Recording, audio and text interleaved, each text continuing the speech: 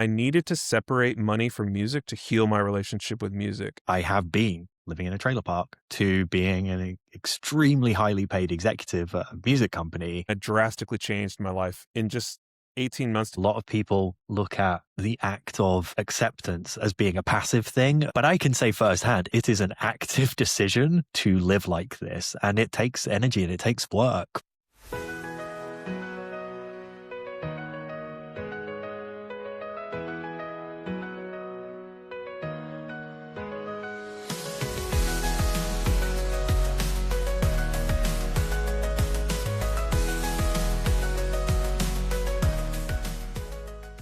Hey everyone, welcome back to 12 Steps to Success, the podcast. Today's episode is a slightly different pillar than some of what we've covered so far. This is our money and identity episode, not in the here's financial advice sense, because that's not what we do here, but in the real life sense. How money shapes who we think we are, what we feel, what we're allowed to want, and what we avoid looking at.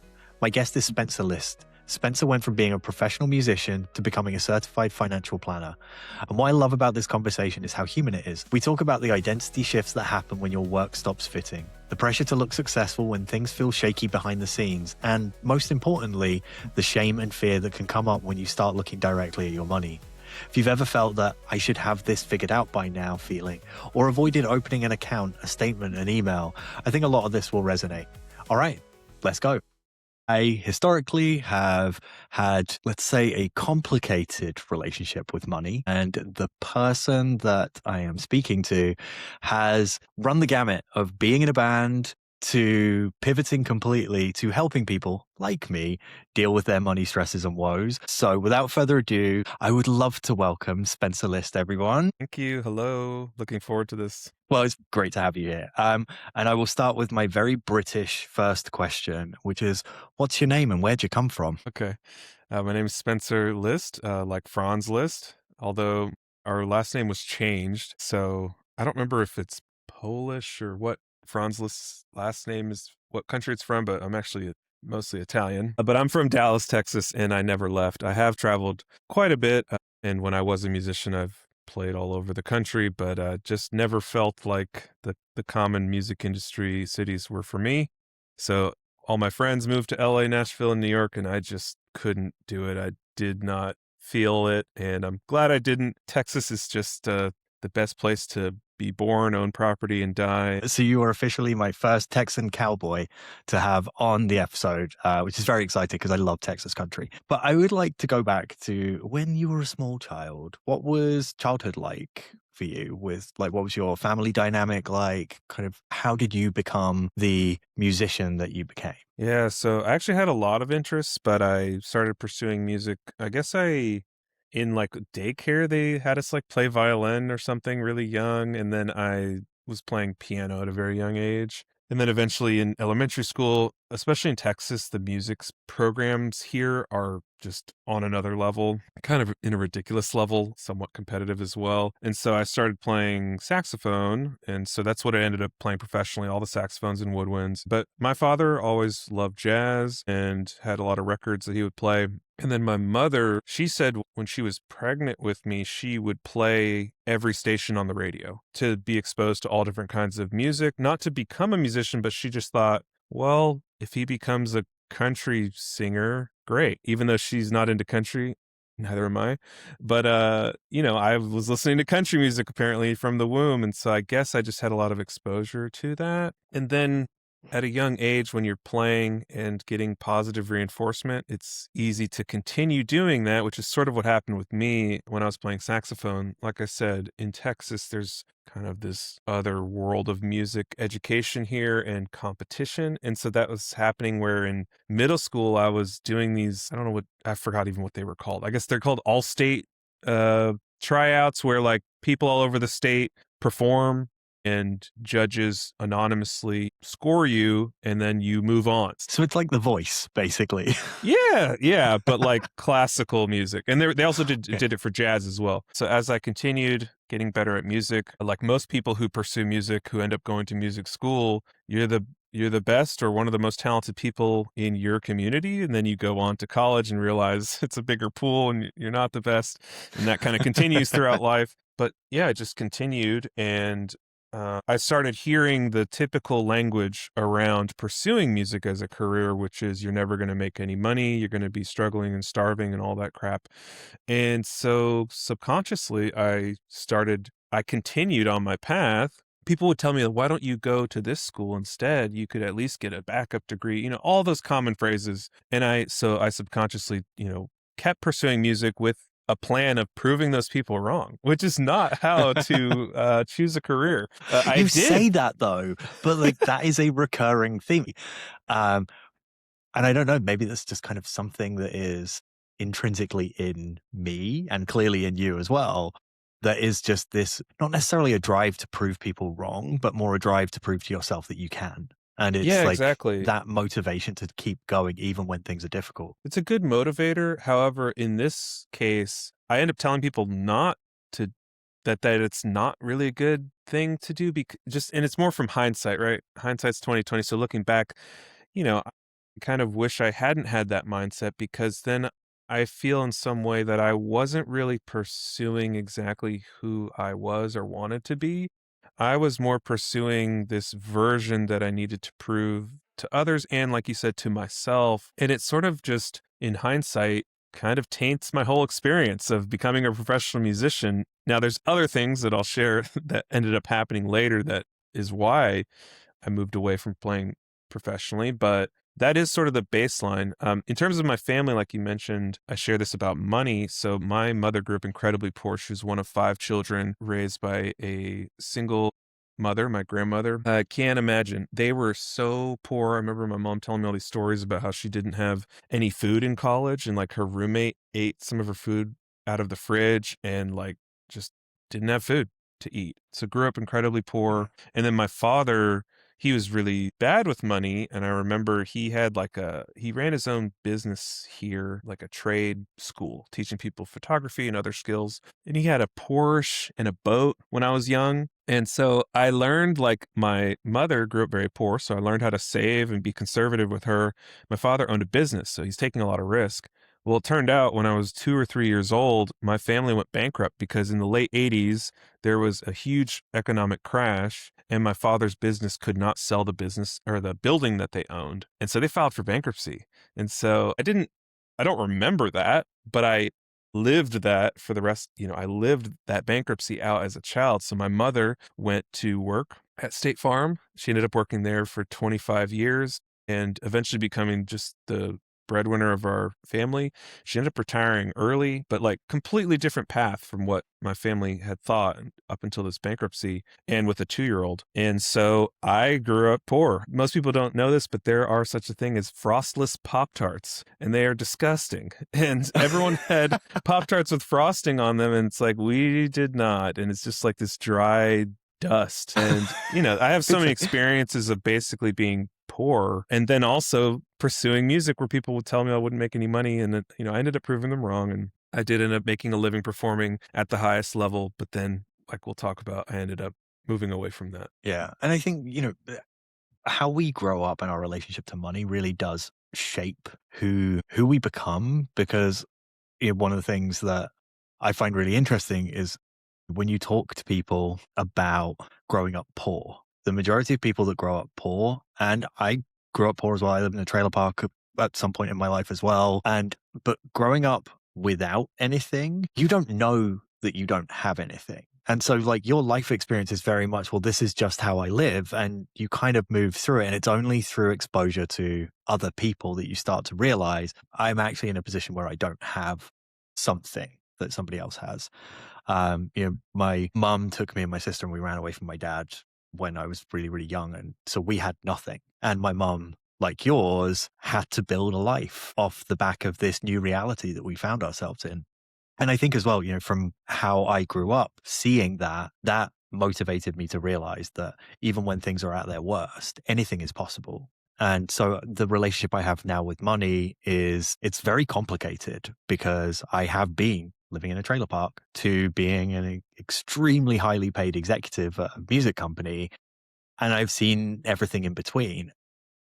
But so how that affected you as a child, how did you as a kind of child and a teenager at that point kind of really balance those messages because they're very competing. Yeah, I think that the money part, it's almost a benefit to be in adolescence at that stage because most adolescents are not thinking about the future at all or money at all, which most thoughts about money involve the future and the time that you expect to need different portions of money in the future. And so yeah, when I was in high school, that was not a concern. However, I do remember specifically an amazing moment where I was deciding between two universities. One was local at SMU, and I got a full ride scholarship, and it's a private school, extremely expensive. And I got it through music. And the other was Berklee College of Music, where everybody wants to go. I don't know if they still do this, but they accepted me without an audition. But, it was more shiny, and it was more of the school that everyone goes to make it in the industry. Also, I'll share a side note. My father was paralyzed from a medical malpractice surgery my senior year of high school. So a lot of that shifted a lot of my decision making as well of Mm. staying local. But Berkeley was the shiny object. It's in Boston, and we actually flew up there, and my mom and I went to basically beg for money. It did not work, and I'm glad it didn't. I'm glad I didn't go there. And so what ended up happening was I had this decision between going to school for free here or going there and having a lot of student debt. And my brother, who's much older, we went through the numbers together. And I think it's rare for kids of that age to have someone talk them through what it would Mm. actually look like. Not just in the next 4 years of doing it, but what do the next 30 years look like after that? And it just dawned on me, I guess probably because of the experiences I had with my family, was like, well, I don't want to be in debt. And so I made the decision to stay and go to school for free and also stay close to family. And I love how you talk about, Berkeley being the shiny object. And I think so much of education is kind of marketing at the end of the day, presenting themselves as this thing that you need and aspire to and have to have because it will validate your existence. So you went with the school that wasn't the shiny object. You didn't end up laden with debt, which is great. So what came next? So I actually ended up transferring after 2 years to North Texas because I realized I was more interested in jazz. And so North Texas has a very good jazz program. So I ended up transferring from SMU to UNT, University of North Texas. Was it still Eh, free? no, so which is fine because it's not nearly as expensive as SMU is insane. And so, no, but it was nothing compared to SMU. And it was worth it. It was like just following what I wanted to be doing musically, and it made sense. I had completely different experiences at both of those schools. And then I ended up staying and getting my master's at North Texas as well. And then while I was in school, I mean, since 2006, I've been playing professionally. So I was already playing professionally, but then that just continued to get better and better every year as my network grew and as I got better. And so I ended up moving back to Dallas and was just freelancing. So I had taught at all levels, middle school, high school, college. At that point I was teaching at university, and then I kind of stopped doing that because I really wanted to just make a living performing. So that's what ended up happening is there's a lot of corporate work here, and then there's also a lot of freelance as well. So I was able to make a living performing, and so I was playing with local acts, national acts that would come through town, musicals, weddings, literally anything you can think of, I've probably done it, and a lot of studio work as well.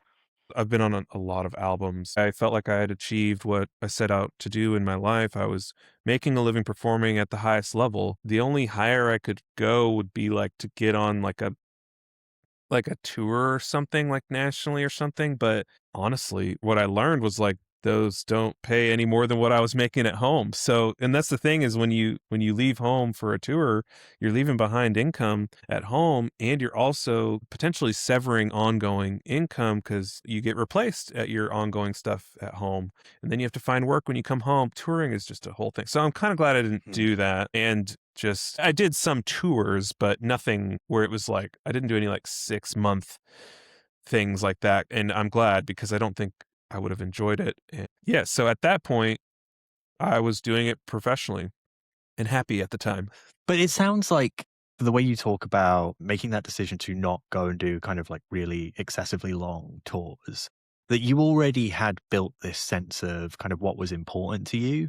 Was Yeah. that something that was a continuous thread or did it evolve over time? Yeah, it was over time and then also a awakening moment, so both things. So the first one, the ongoing, I just would notice that and I don't know if this is every music community, but in my music community, which is very large, it was like feel like you have a lot of friends, but what I realized is no one knew each other's birthdays or where they were from or anything really about them beyond surface level. And the conversations that would happen in the green rooms or on breaks or in rehearsals were shallow. And also just the general level of responsibleness of the people. Everyone's kind of on a different spectrum there, but a lot of people who are just focused on music and are super talented and creative, they lack in other skills, whether it's socially or responsible. So there'd just be things like time where people wouldn't respect each other's time, respect each other in terms of paying,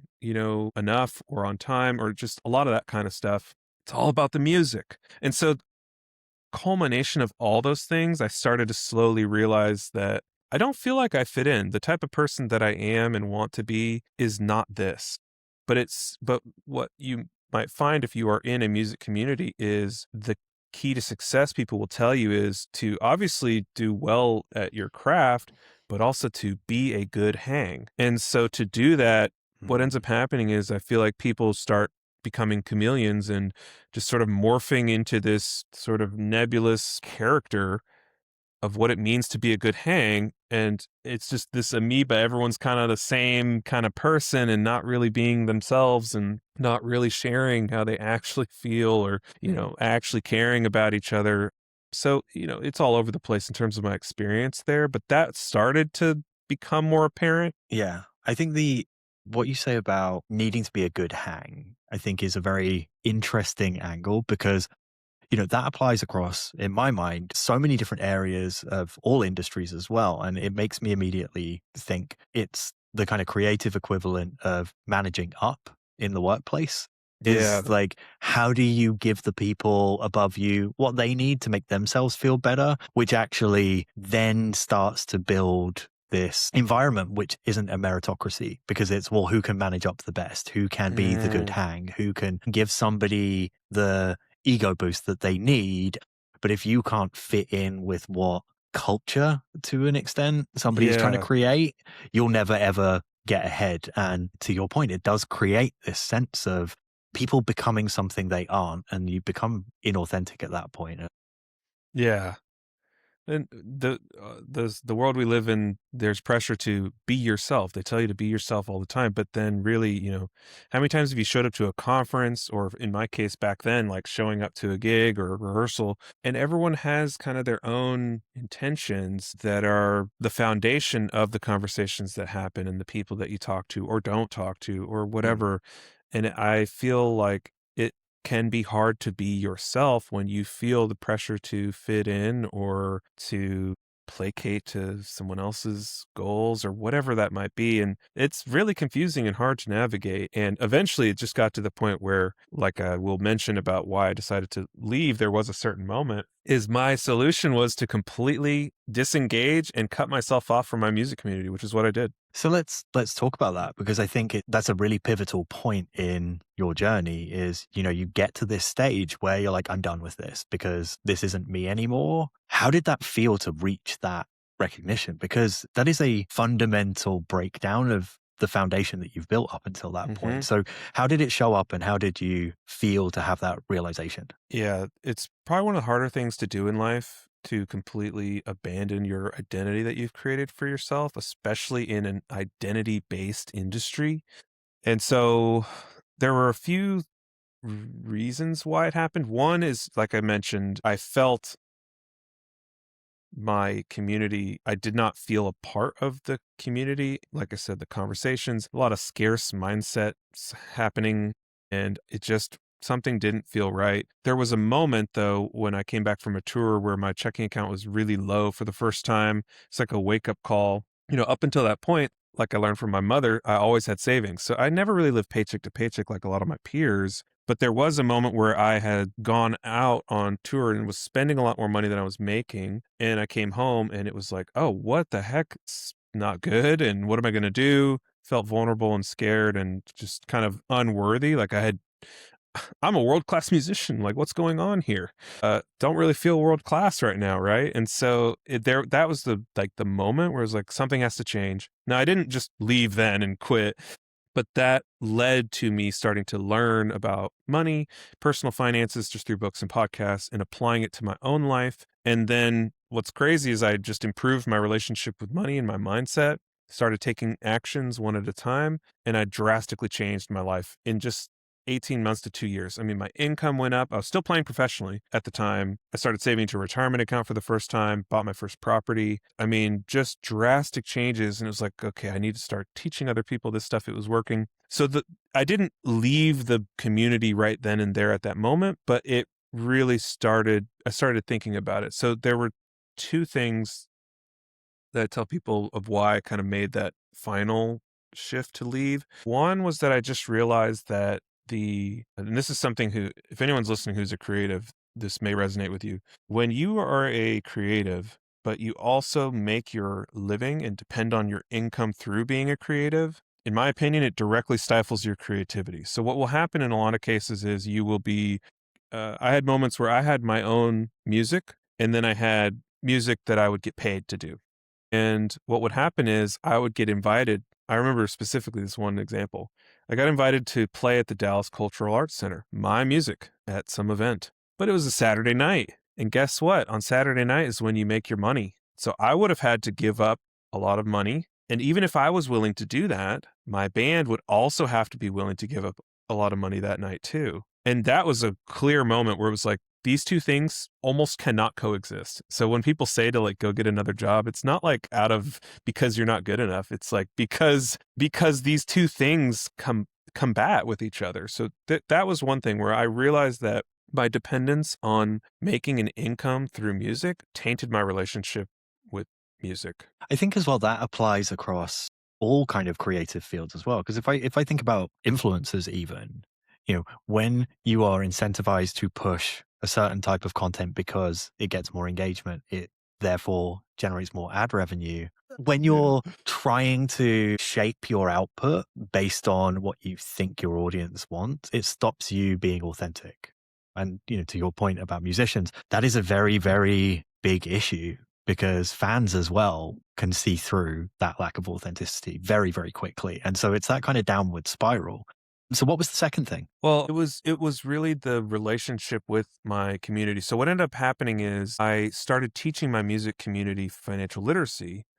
And so that was about a year or two of doing that while playing professionally. And I realized I wanted to learn personal finance from a professional. I had just been learning like DIY from books and podcasts and stuff. And I was like, I want to learn legitimately all these things at the highest level.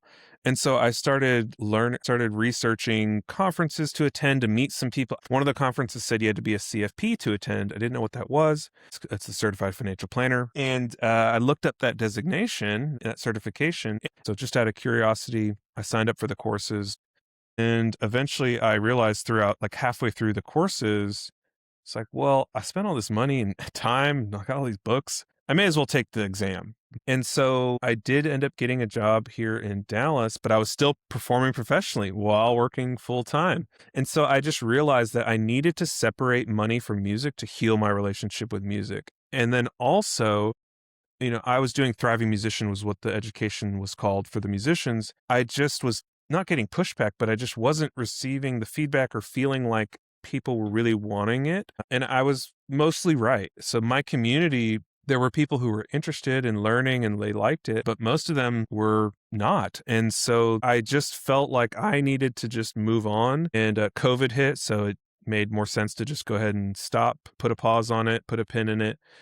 Didn't feel right to tell musicians to build an emergency fund when they all just went unemployed. It actually, the timing was crazy. I decided to quit playing professionally February of 2020, and I had about a year's worth of gigs lined up. And so someone else got all my gigs. And then a month later, March 2020, COVID hit and all those gigs went away. So I always think about like, I don't know who that person was, but I'm sorry you got excited and then went and then had it all taken away. But I had a full-time job planning at that time. So Yeah. So that's a real sliding doors moment, though, of, I yeah. think so many people were thrown by the shutdown that happened pretty much overnight, maybe more so in some places in the country than others.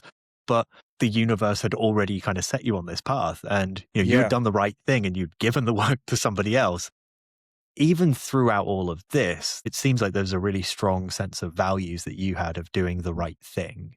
And how did that then carry over into the work that you do with your planning? Because values and priorities are such an important part of financial literacy and being able to work with people on building the future that they want to build. So how did you take that over into this new space? Yeah, I mean, having lived it, I think when you know what your values are and your priorities, you can make clearer decisions. And, maybe it doesn't work out all the time, but in this instance for me, it really did work out. I mean, I completely went unscathed during COVID and completely left the music community, and I still helped a lot of people during that time and leading up to that time. But that directly translates into how I help people because so many people come to me and they might have a sense of what they want their life to look like. They might have like a number. A lot of people have like a money number, but they don't really know how to align their financial decisions with their values. That's definitely one of the first things I'll do with people.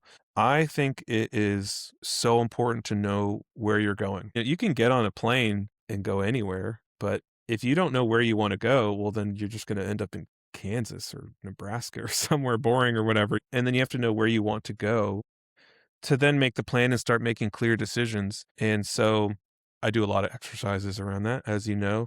And for me, I mean, I lived it and experienced it. I know it's true. I know it can work. I mean, I completely changed my life, arguably in a relatively short amount of time in terms of like the 18 months it took to go from, uh, I had like 60 something dollars to my name to increasing my income, having like some retirement money saved, and I bought a condo. I mean, it was just crazy how a short amount of time, but it's because I set my intentions. And the last thing I'll say about the values is I think when you have values, it's easier to do the right thing, like you mentioned, because in our industry, it's a jungle. It's fairly easy to not do the right thing and maybe not pay the person who should be paid or whatever people do in this industry that I no longer want to associate with. But when you do the right thing, I think the universe does provide. Put out those good wavelengths and they'll come back to you. I agree. And, I think a lot of people see it as very kind of like hippy dippy, but the energy you put out is the energy you get back.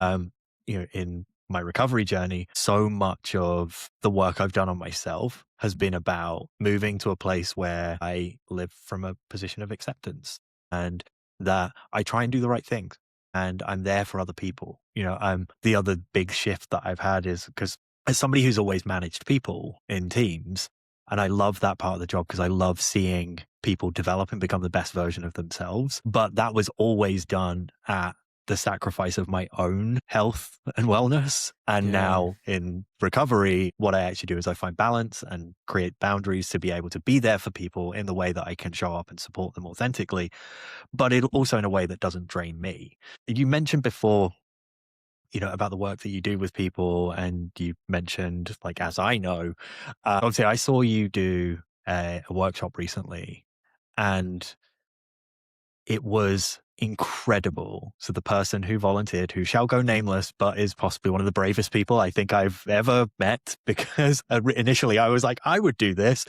And then I was really glad that I didn't. Seeing somebody show up and just be completely honest. And this person just like bared their financial soul. And by the end of it, you could see that there was this path forwards. They felt motivated. They felt inspired. But the work that you did with them never took away from who they were. You were never dictatorial, telling them this is what you have to do. Everything that you were doing was coaching them around how can they build a path forwards that worked with the life that they A, were living and B, that they wanted to live. And I just thought it was so refreshing to see because so much of the kind of online noise around finances is people dictating to you what you should do. And if you haven't done that, how bad a person you are for not having done it. I've been in that position where I've been a high net worth individual earning a lot of money through a job and I just pissed all the money away. I spent it on all the wrong things, all the things that I thought were going to make me happy and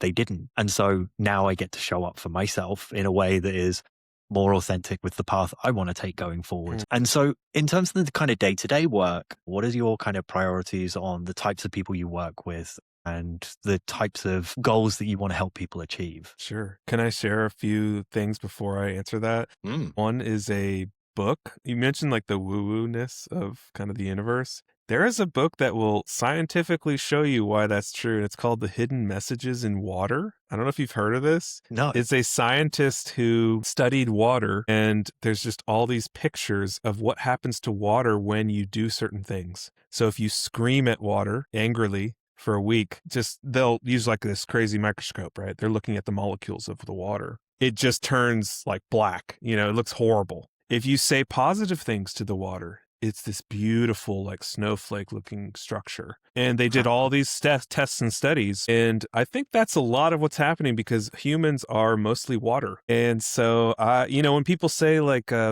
say this mantra or what's it called when you say kind of like a phrase? Affirmations, right? What you're doing is you're changing the water in you. And just like if you talk to your plants, they say the plants do better. It's not the plants, it's the water in the plants. Yeah. And so anyways, I just had to share that. Check out the book I if love you're that. interested. Okay, I will. So with the people that I work with, so that's changed over time. So I started teaching financial literacy to musicians and I still do that. And I do that with no expectation of anything in return. It's just something that's enjoyable to do and fulfilling. Unfortunately, I've found a lot of struggle finding the places to do that and getting plugged in. There's all these communities and networks and memberships. I'm here to teach. And I just have not been able to do that, which is part of why I've kind of moved on. But I still am happy to do that. I do a lot of pro bono work, but now I have shifted more towards music executives because a lot of the planning I do is a lot more complex. They want to get more organized. And when you're in a higher income bracket, a lot of the recommendations I make potentially can save you a lot more in taxes. And a lot of those decisions can compound over time. So I more so work with executives across the United States virtually. And I'm a little bit different than most financial planners. You may have talked to someone or heard from someone about their services. Most quote unquote financial advisors are insurance salespeople or investment brokers. I'm advice only, which means I show you how to invest yourself without actually taking custody of the money. And I don't charge a percent of your money. I just charge a flat fee. So, and beyond just investments, I do holistic life planning.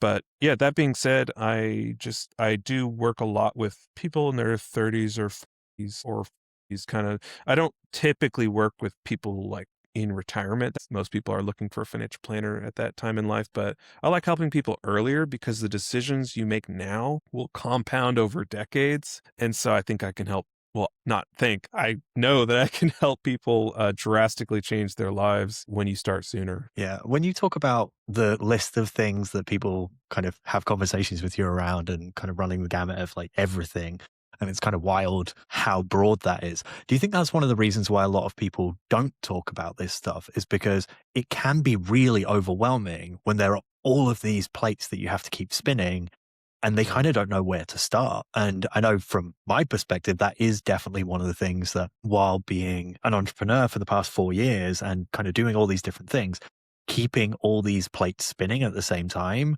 and not being able to really focus on one specific thing is completely overwhelming and it's exhausting and it's stressful and it's all these things. And sometimes you're like, well, I'm keeping this plate spinning, but I actually don't need to because I'm actually just wasting energy on maintaining this one thing that isn't actually important in the overall scheme of things. I feel like a lot of people don't even know where to start. That is very true. There's a lot of reasons that people don't reach out, and there's a lot of reasons why people do. I think mostly what ends up happening is there is some sort of trigger, either really good or really bad. And after that moment, you tell yourself, okay, I need help with this, whether it's like a one-time thing or I need someone to help me, for a long period of time. And there are people who do hourly based, project based.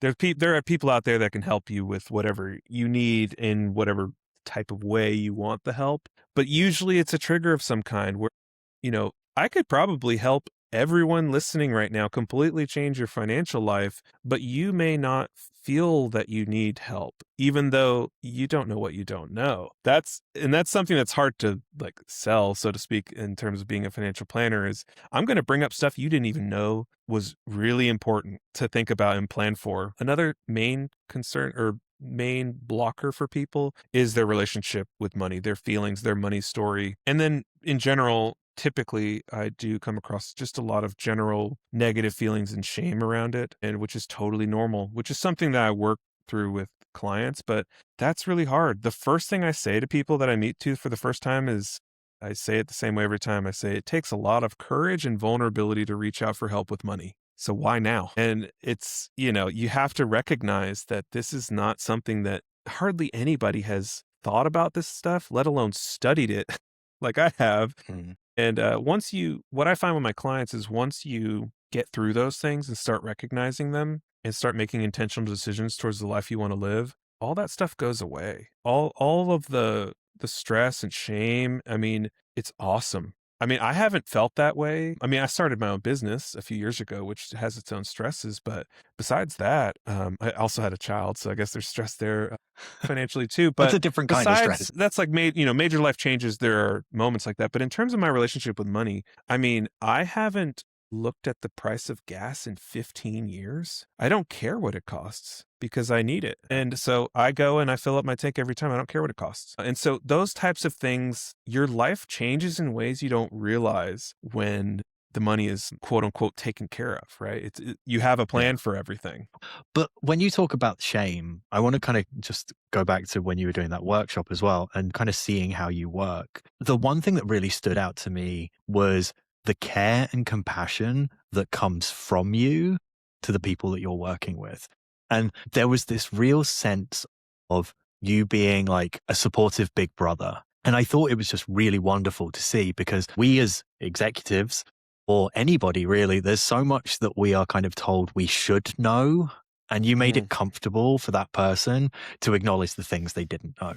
And also, when you talked earlier about being a world class musician, and you have Grammy nominees or people that get thanked on that stage when people win an award, there is this whole perception of success that comes with it that is then internalized by the person. But what they're not actually talking about is the crippling credit card debt they have to go Mhm. to, the fact that they're living paycheck to paycheck, that they can't afford their rent, all of these things that are behind the scenes that nobody talks about. And that also kind of holds us in this kind of psychological bind that stops us from doing the work to get beyond that. How do you deal with those kind of mindsets when people come to you for the first time where they have this view of the world that's been thrust upon them and they're trying to present it to the world as if it's true, but you then have to kind of unpack all that and get them to really face the realities of what their situation is? Yeah, I mean, you remember the questions I asked in the workshop. Those really open people up. I'm happy to share them here, but basically, though,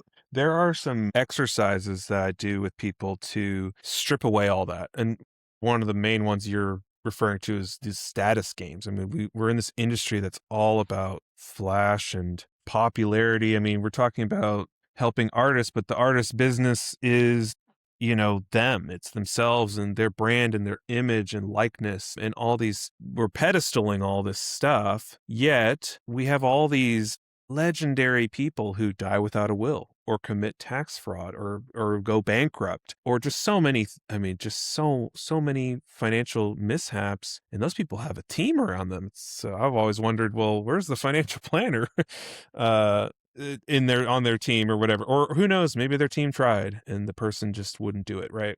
You never know. But I think that when you strip away all of that external stuff and look inward into your life, who are the most important people in your life? What are the important causes you're interested in? Like, what are your values and your priorities and goals? What do you want your life to look like after music? Because most people I'll talk about music industry, retirement's not really a word anyone wants to talk about because no one really wants to stop doing music. It's enjoyable unless, you're getting burnt out and you're having conversations with other people about that kind of stuff. That's a big, mental health is its own conversation, but let's assume that most people, they don't want to quit doing music. Well, then retirement's not really the thing that they want to think about or talk about. So you have to reframe it. I call it artistic freedom for, people who are musicians. And that is to be able to do whatever you want creatively without any attachments financially, contractually, or any other obligations, right? So when you can reframe what that vision is of what you want your life to look like, what most people realize in my experience is that hardly any of that stuff you mentioned matters at all. And the main thing that helps with that is getting clear and accepting your mortality, and that anything you do in this life is great, go for it, but none of it, it's all going to go away. And no one's, this is kind of a sad one, but people will talk about like your great grandkids will not know your name or who you are, or what you did, or care. We have a we have one limited resource that we cannot save, and it's time. You can only spend time.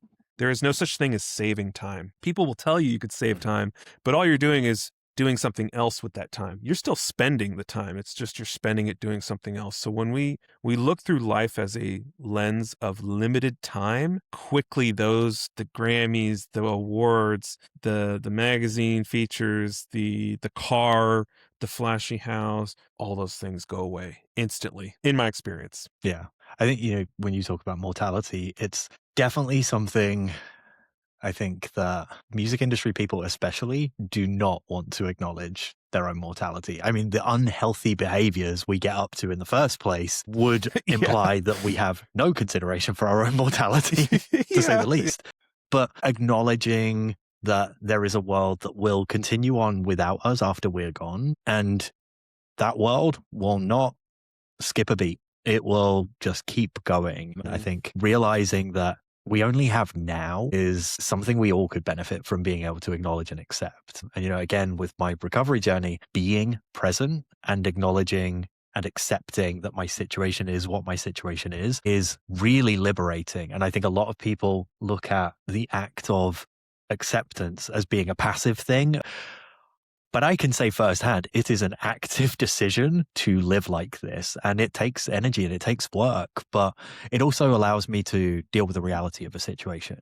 So, what would be the one piece of advice you would give to somebody to help them overcome these mental hurdles that we put in place, to help somebody get to the headspace where they are able to kind of deal with the realities of this situation and then kind of start to do the work? It's a tough one because, like I said, usually there's a trigger that needs to happen. But if someone's like listening right now and is like, okay, it's time to address this, the first thing I would probably do is write down what are like the three things that you feel like are giving you the most trouble. So for someone, it might be like, yeah, I'm just like, I have this credit card debt, or, I want to buy a house, or I am not sure if I'm saving enough. Just list out a couple of the things and get it out of your mind. And once it's on paper, I recommend definitely a actual pen or pencil on paper. It will change your perspective immediately. And then you can ask yourself, okay, who can I talk to about this? What kind of help do I need? Do I need help? Can I read a book, a podcast? Like I started just by reading books and podcasts, and I went from there. Or you might say, obviously you can reach out and I'll answer your question and point you in the right direction of who might be able to help you. It depends on what the thing is. And that will determine what kind of help you may need. But even just reaching out to me or someone just saying, hey, I think I want to start working on this. Do you know someone who can help? And then the main hurdle after that is making sure you trust the person. But yeah, I think the first step is awareness and give yourself grace. I mean, no, but like in the workshop we did, like everyone in that room, I guarantee you, was thinking about their own situation while the person on stage was talking about theirs. No one left the room judging or shaming that individual who shared their story and their struggles and their wins. 100% of them thought about their own situation. So no one's watching as closely at your situation as you may think. And so I encourage you to give yourself grace and know that you are not alone in whatever issues you may be wanting help with. Nice. I really like that. And I think that's a really good message for people to kind of take into life in general. And so I have one last question for you, which is Okay. knowing everything you know now, what one piece of advice would you give to younger Spencer? Would he listen to this advice is the question practically. Because I think my mind goes to, I would tell myself to believe that who you are is okay. To know that your external world will constantly change. The people you are surrounded by, whether you choose, like me, to change that or not, will change. Your priorities will change. And it's very difficult to predict the future, especially when you're younger. You're not going to know how they're going to change, but they will. And if you can accept that who you are is okay, you will be just fine. But at that at that young age, you just have to trust that. I don't know if I would believe it then. I'm not sure, but that is in hindsight what I would say. Nice. And I think it's a very great piece of advice for people at any stage of their life is just to really believe in yourself. But thank you so, so much for taking the time. I really appreciate you for joining me on this episode. Thank you for having me, Eric. This was amazing. Happy to share. And that's the episode. If you took something from this conversation with Spencer, especially around the shame and fear that can come up with money, I'd love to hear it. Like, comment, and subscribe. And if you're listening on audio, a quick rating or review helps more than you'd think. So I'd really appreciate it if you could do that. For more content between episodes, you can find us on Instagram at 12 Steps to Success. That's the word 12, not the number 12. And you can also head to 12stepstosuccess.com. Again, the word 12 to sign up for the newsletter. No spam, just genuinely interesting ideas that align with the podcast and the work I do here, including books and the things that are helping me make sense of this whole messy middle we're all living through. Thanks again for listening, and I'll see you on the next one.